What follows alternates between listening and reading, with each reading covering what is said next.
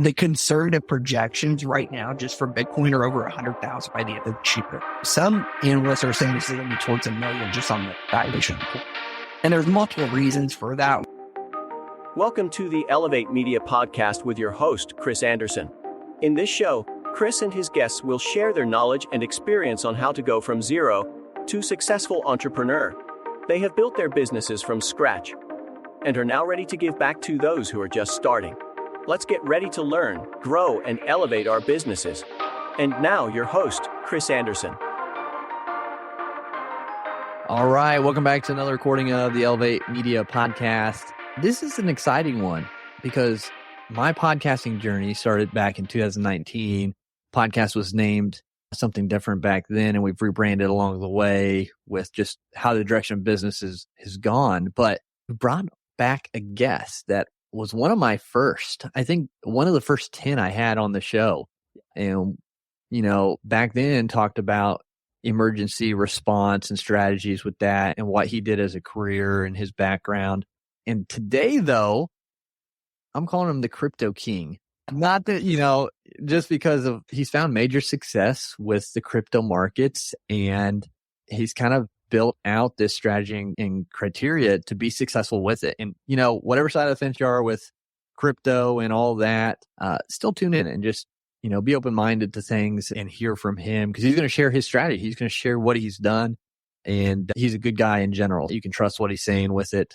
You know, I back that because I know him personally. And so Dakota Duncan, welcome back, you know, Thank you. on Yeah, it's awesome. sure. Glad to be back. Yeah, a little different look and feel now, but Yeah, we've I both love come it. a long way. So Yeah, that's right. dive into this. Thank you. I appreciate it. And so before we kind of dive into the crypto stuff, been trying to do a little bit more of icebreakers with my guests just to, you know, ask something different, hear something more personal about them. So your question today is, what is your favorite movie genre and why? Oh, definitely have to go with action movies, but like the classic action, like the old James Bond styles, you know, Yes. that kind of classic action. I like those. They're a little far-fetched. They're a little fun, but they're just entertaining. Yeah, no, I agree. And I think there's a little bit less political undertones in those back then too. A little bit of political incorrectness, That's you would say correct. nowadays. So yeah, I like those as well. That's a good one. So you mentioned James Bond. Do you have a favorite actor who played James Bond out of all of them? I really like the Daniel Craig. I know a lot of Yeah? people are like hit and miss on Daniel Craig. I mean, the Sean Connery was like the classic. I like Daniel Craig, you know, I grew up with that, like the early late Pierce Brosnan. So this is kind of just a different personality. I like him a little bit better. So For sure. Daniel Craig's probably my favorite so far. Okay, cool. I would say he's probably my third. I definitely am a Sean Connery number one kind of guy with James Bond, then Pierce, and then Daniel. So that's cool. That's awesome, man. Yeah, I figured you'd probably pick action. Well, you know, I thought maybe you were the rom-com guy. No, just kidding. No. That's awesome. Well, too much. Yeah. Well, cool, man. So I guess to start off, you know, crypto. Yeah. What made you take the risk to begin with and start investing? So I'll call it my $400 million mistake. So when I was active in the Navy, I had a signing bonus, and I remember and it was like 2011. I remember sitting in a hotel room. I just got my direct deposit, right? I just got my signing bonus, still delivered, and it was like it was substantial. It was like $20K, and I remember like that was when Bitcoin started, and it was like kind of the hype, and it was coming up, and it was super risky. Nobody knew what to do. Nobody knew anything about it. And I remember sitting there in this hotel room at like 2:00 at night, and I remember going, man, like if I just put like $5,000 into this, it could be worth a good amount of money. I was like, nah, it's too risky. And so I ended up buying a truck. That $5,000 would have been about $440 million in 2000. I think it was 18 or 19 when it hit about $60,000. So that was my lesson learned. And I still have many of those that I've done well with, but that's my $400 million mistake was my opportunity that I missed out on because I didn't want to take the risk. And I promised myself I would never do that again. And fortunately, my wife is very risk averse like me. So we go full in on things. It's paid off pretty well. So that's kind of what got me into it. And then, you know, I see a lot of things happening in the world, financial markets and stock markets, and just all of the transition from, you know, like when our parents had like the whole pensions and all of that, and the 401ks, and then the market's just crap. I mean, it's just crap. Yeah. It is. And nobody really seems to understand anything about financial management and the people I grew up. I mean, my parents done well for themselves, but like, they were, middle class. Like I wasn't hot, crazy financial strategies. And the only financial advice I ever had was, put all your money in 401k, let somebody else manage it. Right. That's like not what you want to do. That's terrible. And so I decided to kind of learn it, take control over it, and just do it. Yeah. Cause do you see the markets? Like, do you see us going to a universal digital currency in our lifetime? 100%. I mean, you've got literally just on the news yesterday, the whole deal with China and Russia and Brazil and Saudi Arabia. They're literally creating their own cryptocurrency between those countries. What's that going to do? What do you see that, if they do that, isn't that they'll destroy the US dollar? 100%. Yeah. What is that going to look like? I mean, we're already at the point right now in the next couple of weeks with that whole country tactic with them moving to the oil. They're using oil trades instead of using the US dollar. It's going to be based on Chinese yen. That will tank the US. We are headed towards a hyperinflation that we've never seen before in this country. What's that going to do? What's that going to look like in the US? Like that super hyperinflation. This is just my prediction. I think we've kind of been in this recession. I think either the administration doesn't really quite admit it's recession, it's a recession, but I think we're going to go right towards the depression. And I think it's going to go hard, more so than the last. I think between that and the stock market collapse, I think we're headed towards a kind of a world of pain that we haven't seen before.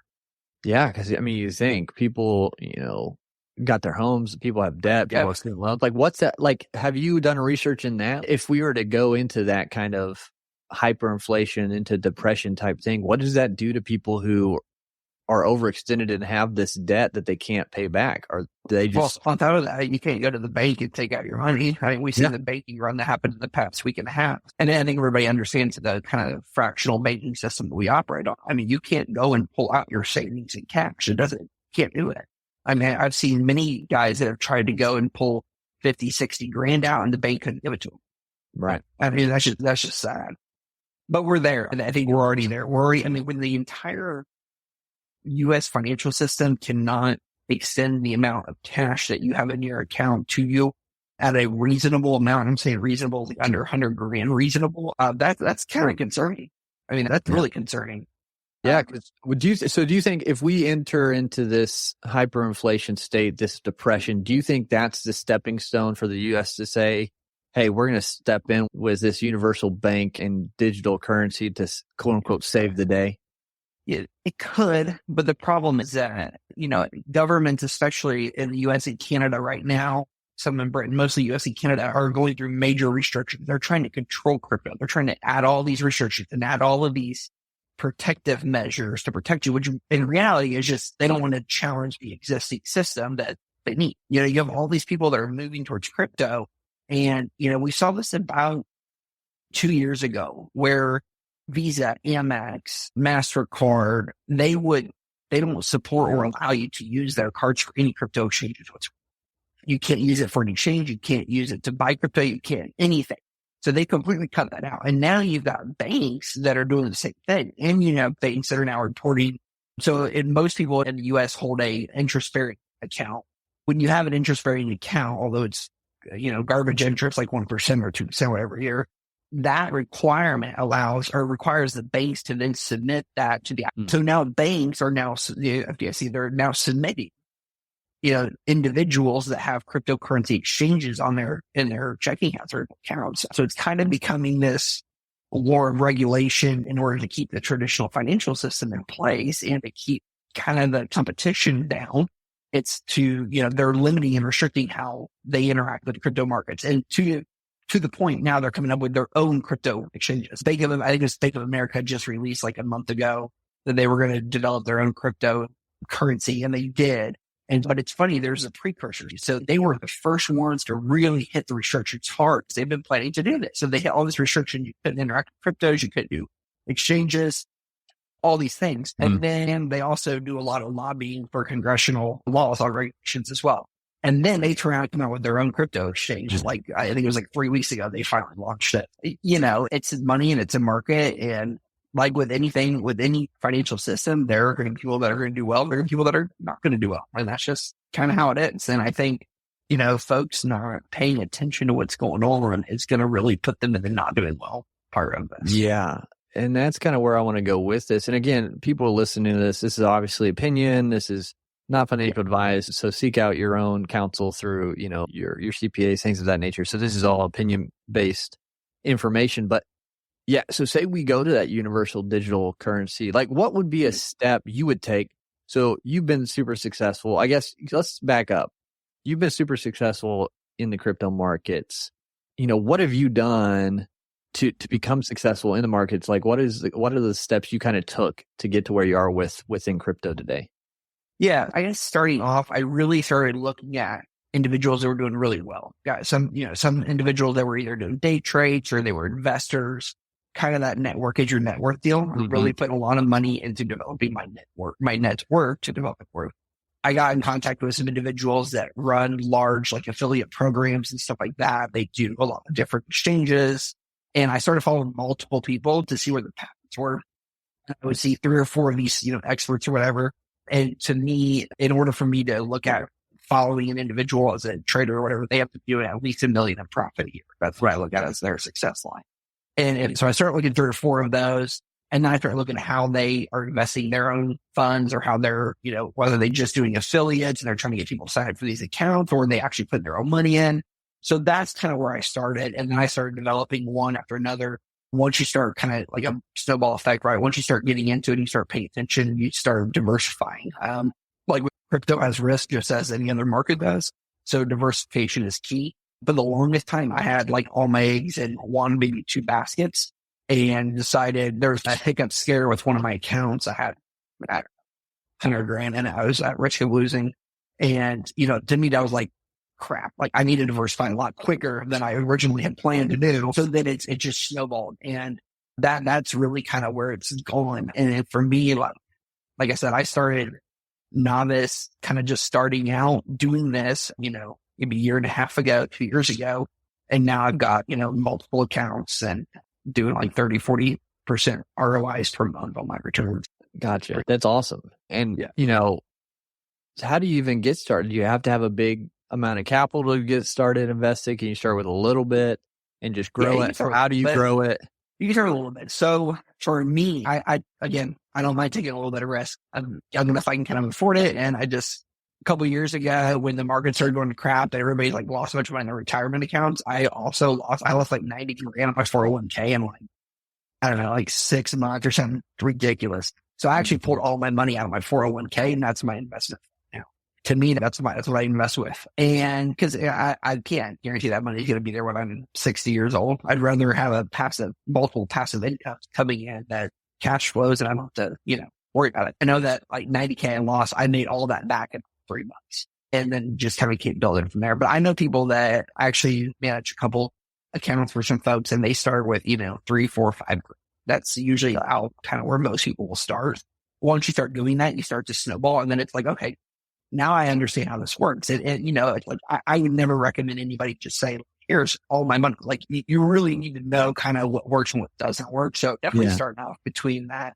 Yeah, I'd say 3,000 to 5,000 is a really good area to start off on. So say they have that. So how does it work? How, for those who don't understand it, how can they get invested correctly from your opinion to start growing something and prepare for, this hyperinflation that could be coming our way?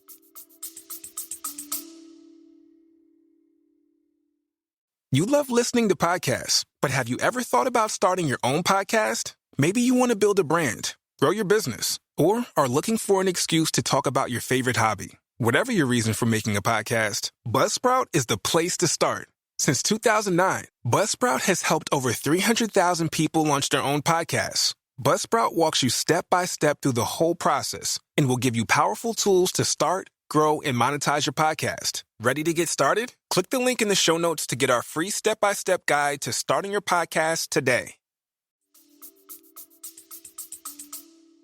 Yeah, I would definitely say, first things first, you have to understand how to get. So you have to, have like an exchange account. And real quick, as a side note, when you think of like an exchange, you think of the whole, like the FTX thing, that big one that just collapsed under.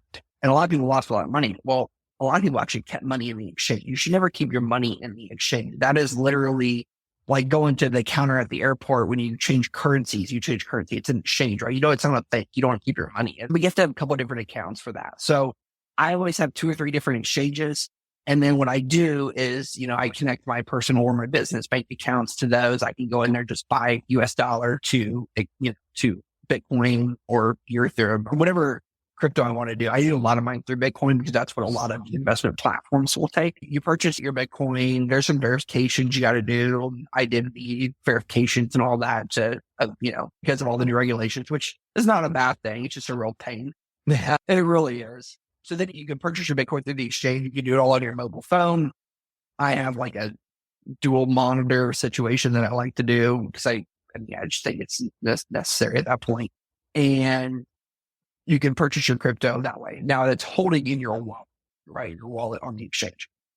There are other ways of doing it. For people that are just beginning, I would just recommend purchase a crypto and then just send it to wherever your investment account is. So I would set the, Okay. So for example, somebody just starting out, I would say some of the investment platforms like Novatech is a good one, and Z is a good one. I can provide you some links too that you can share. And then those are really good ones. Those to me are, those are like your hedge fund investments, right? So you put, X amount of money into your account, and then, you'll start to earn a percentage return per week. Usually it's how they pay out per week. And usually they're doing on average about 3% per week on your money. It's pretty good return. A lot better than you'd ever get in a traditional bank.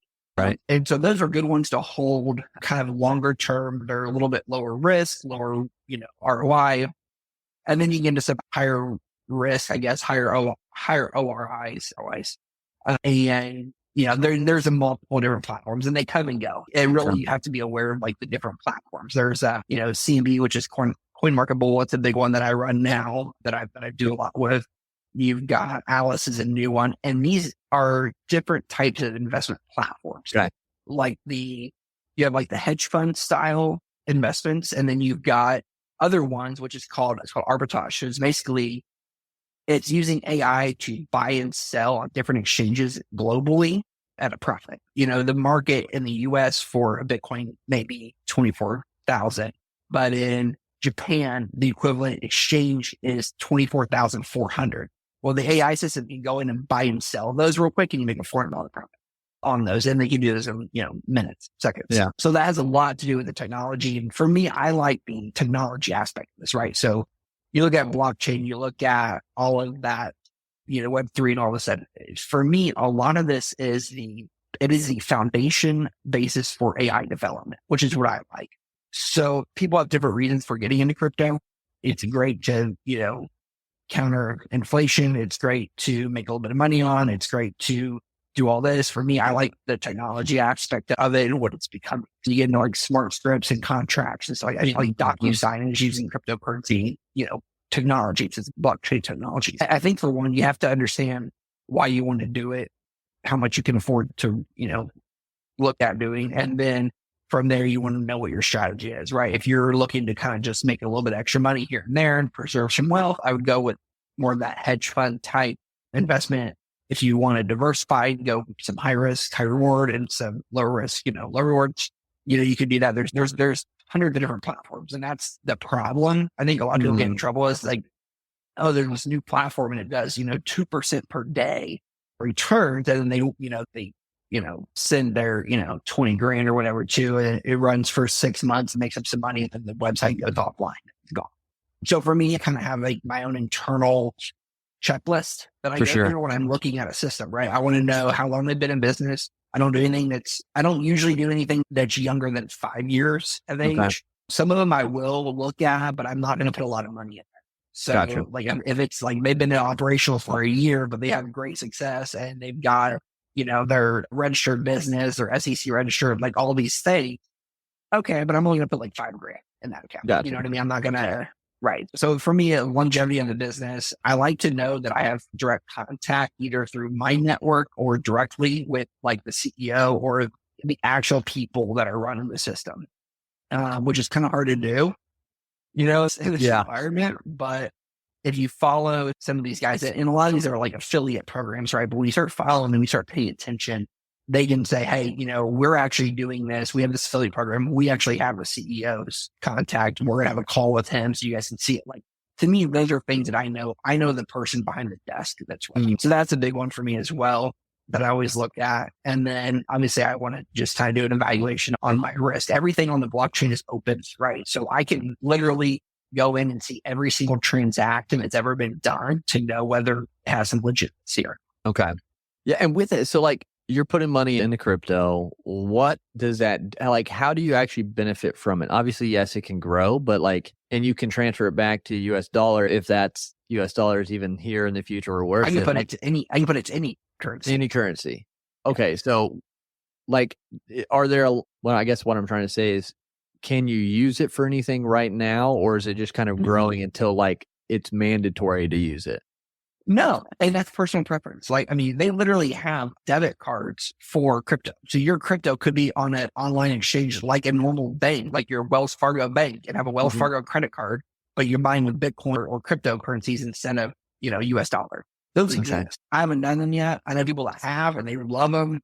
To me, that's just. But can you use it anywhere? Is it transfer it straight to US dollar? Like if you were to take it to Target, can you use it, or does it have to be like? Does it have to accept crypto? I'm pretty sure they have to accept the crypto. But with the amount of like crypto ATMs that are out there now, I mean, there's multiple in every city. I mean, Indianapolis has got like 3 dozen of them just in the city alone. So the technology is becoming a lot easier to use.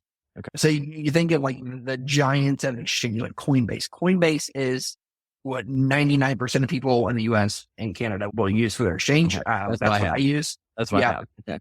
Because they've made it easy to use. Like it's simple. It's like having an iPhone, right? Like I can go buy, sell, trade. Like it's just easy to use. Right. They're great. The problem with those is that they're very regulated. And, there are cryptocurrencies that you can't buy through Coinbase in the US.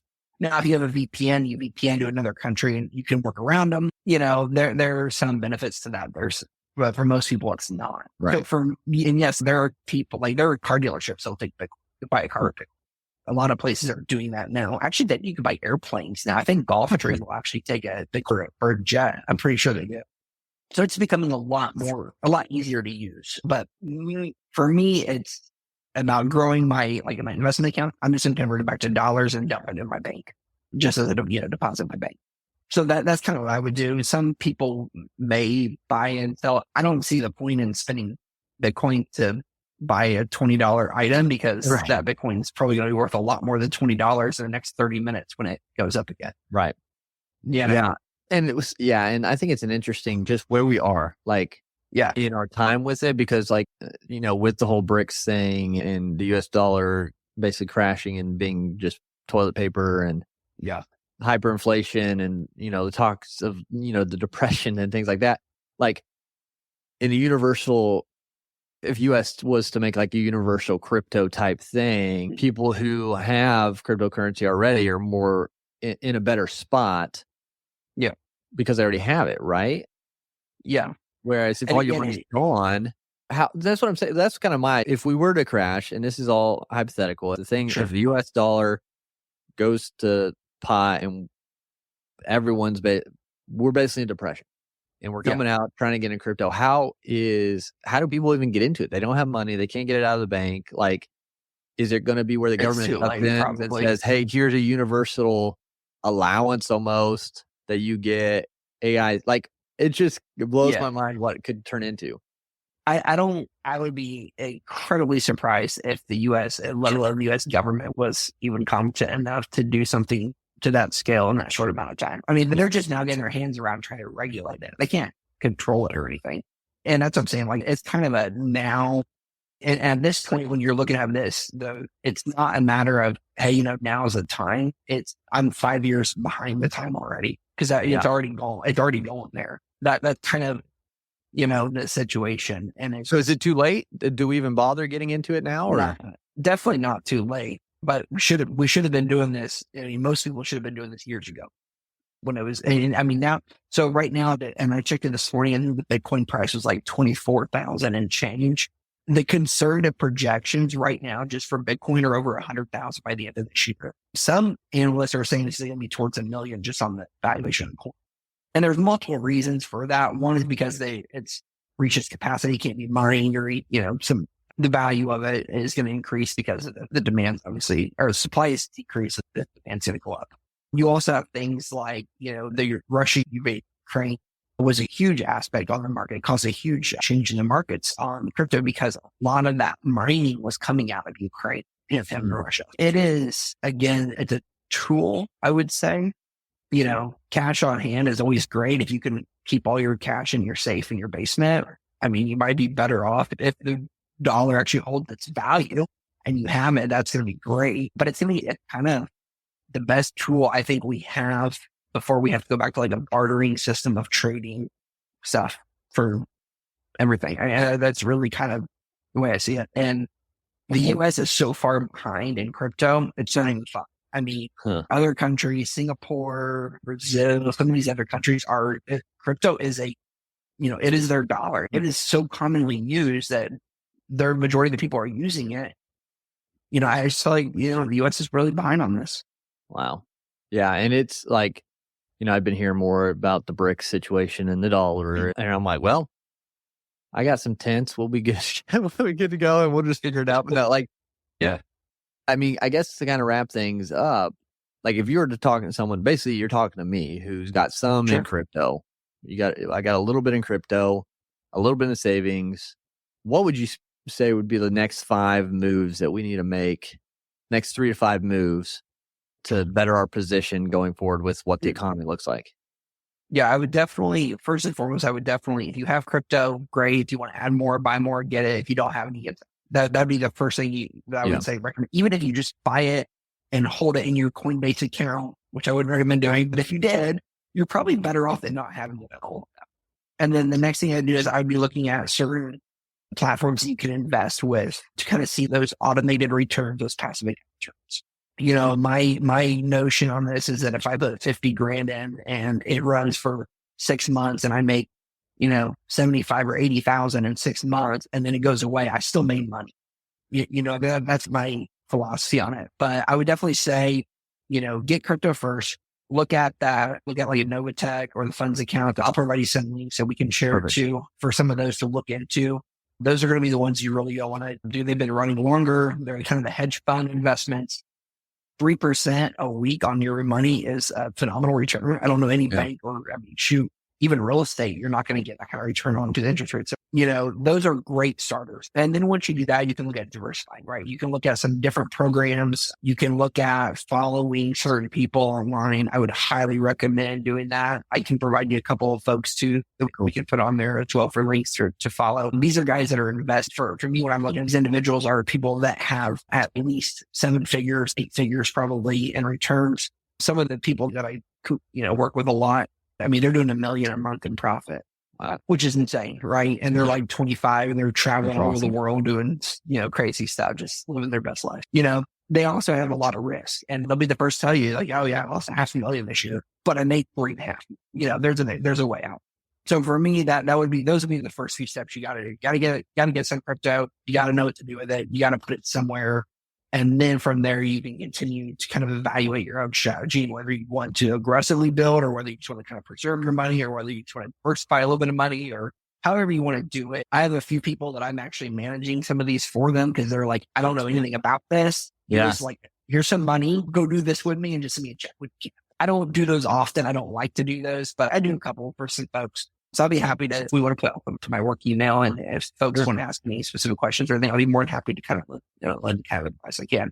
Always consult with your CPA, always consult with your attorney, and always pay your taxes. Yeah. I don't condone nor would ever recommend any of those things outside of that.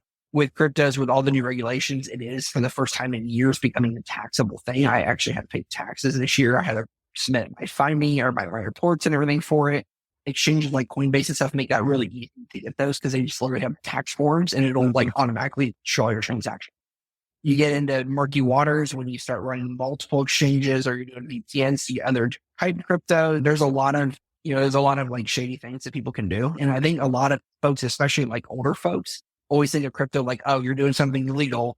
Right. You're buying, it's Silk Road, right? You're buying drugs online or something crazy. And that's kind of how a lot of it started. It's not that way anymore. That's like saying that going to Bogota, Colombia is the drug capital of the world. Escobar reigned in the 80s. It's actually one of the safest countries right now. And I think the world just, it's ever changing, but it's changed so quick. And I think a lot of people get in trouble because they have those kind of like those filtered or those preconceived notions that like crypto is illegal, crypto is spam. My CPA told me never to get crypto because he wants me to put my money in this NASDAQ stock, which drops 60 points a day. Right.